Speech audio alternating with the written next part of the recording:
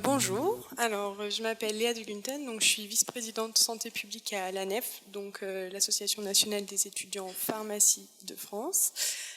Du coup, nous, au niveau des étudiants en pharmacie, au niveau de l'ANEF, on a sorti un grand entretien il y a du coup maintenant un petit peu plus d'un an. En octobre 2018, où on avait du coup interrogé les étudiants sur diverses thématiques, dont la santé mentale. Et on a également sorti une enquête santé mentale vraiment spécifique qu'on est en train de terminer d'analyser, récemment là. Du coup, on a quand même quelques chiffres qu'on a pu déjà sortir pour les étudiants en pharmacie. On a environ 65% des étudiants en pharmacie qui déclarent avoir été en situation de stress pendant leurs études ou en situation de stress donc actuellement. Et on a plus de la moitié qui se déclarent en dépression, donc c'est quand même assez important. On a également plus de la moitié qui ont déclaré avoir des problèmes de troubles du sommeil.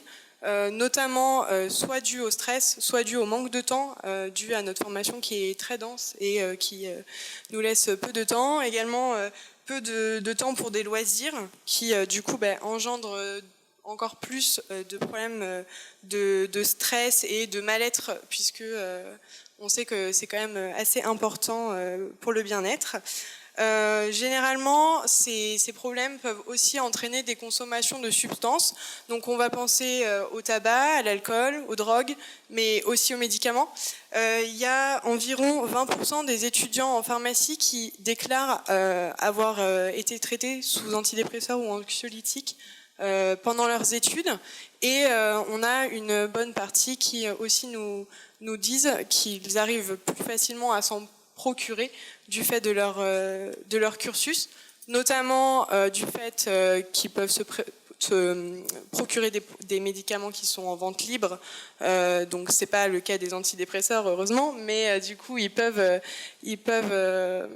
avoir certains produits assez facilement puisqu'ils les connaissent, et également du fait que les médecins leur font un peu plus confiance et du coup prescrivent on va dire plus facilement aux étudiants en pharmacie. Donc ça, c'est tout un premier volet. Dans ce cas-là, on va avoir des actions qui vont être menées au niveau local par nos associations. Généralement, c'est des actions qui sont faites en interprofessionnalité, donc pas uniquement avec les étudiants en pharmacie, mais du coup qui peuvent concerner donc tous les étudiants en santé. Donc par exemple, on a certaines villes où des étudiants en santé vont s'intégrer dans la semaine du bien-être qui est portée par la FNESI. Vont aussi mettre des ateliers en place de sophrologie, également liés au tutorat, puisque du coup on a des tutorats notamment en PACES et puis également en deuxième, en troisième année dans certaines facultés où les tuteurs vont pouvoir faire des ateliers pour améliorer le bien-être des étudiants. On a également différentes actions qui sont organisées dans les cafétérias, par exemple les semaines du goût. C'est tout bête, mais pour le coup, proposer des repas variés et à petit prix pour les étudiants qui sont souvent en situation de précarité, c'est aussi améliorer leur bien-être.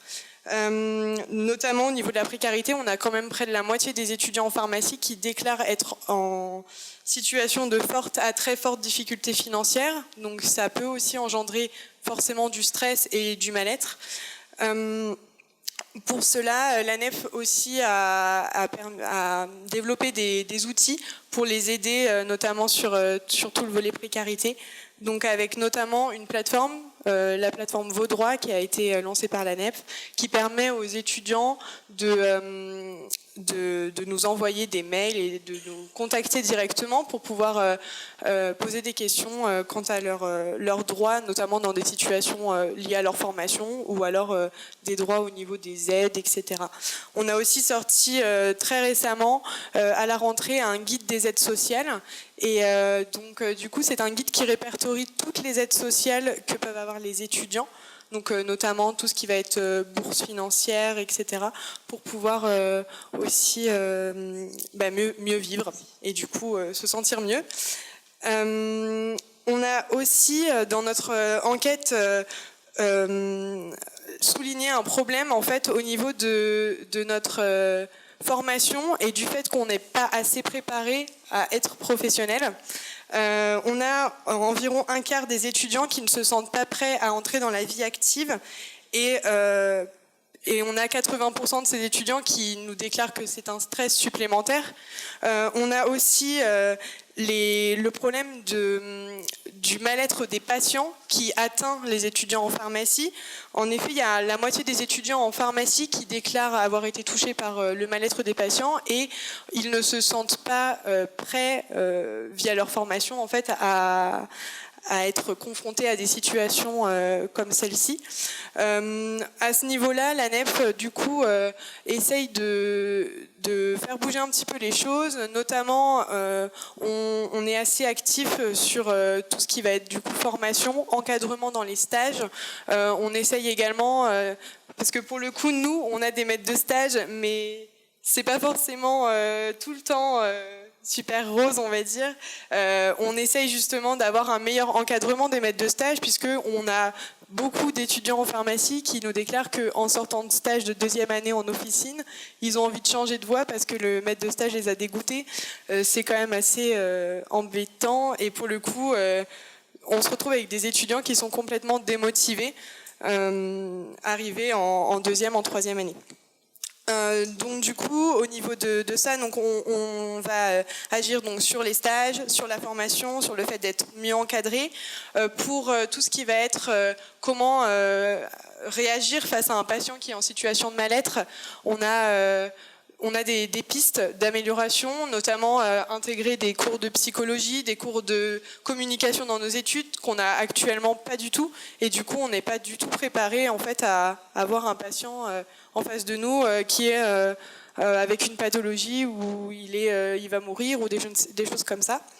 Et on a aussi pas mal d'associations au niveau local qui vont aussi organiser des conférences, par exemple, avec des professionnels de santé. Donc c'est dans ce cadre-là, en fait, dans le cadre totalement étudiant et associatif, que des conférences sont mises en place avec des professionnels de santé pour les sensibiliser à ces sujets ou également les aider à mieux connaître ce qu'ils pourront faire après avec le diplôme de pharmacien pour aussi améliorer leur orientation et du coup contribuer au fait qu'ils se sentent mieux dans leur formation.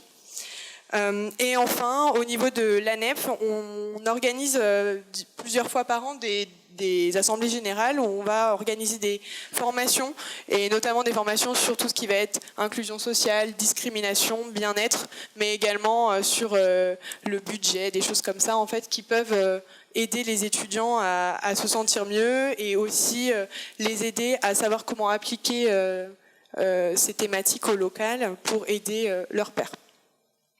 Voilà.